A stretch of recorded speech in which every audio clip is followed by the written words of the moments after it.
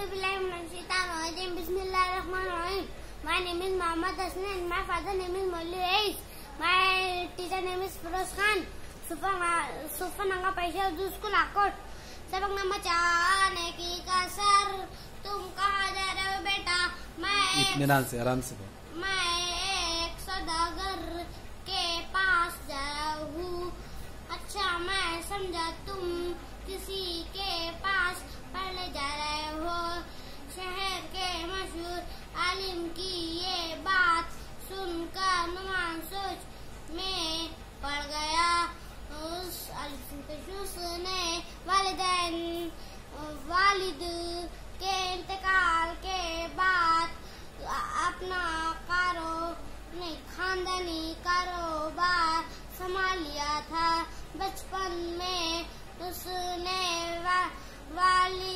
वालिदैन से दिन की कुछ बातें और कारोबार के तौर तरीके सीखे थे। आलिम की ये बात सुनकर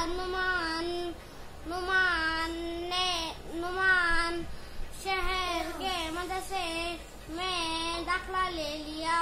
वो ज़हीन था ही के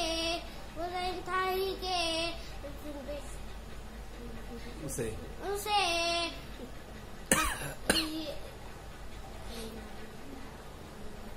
इल्म हासिल करने की लगन भी थी उसकी।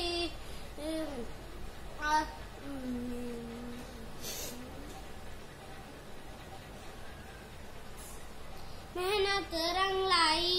एक वक्त ऐसा आया कि इस मदरसे के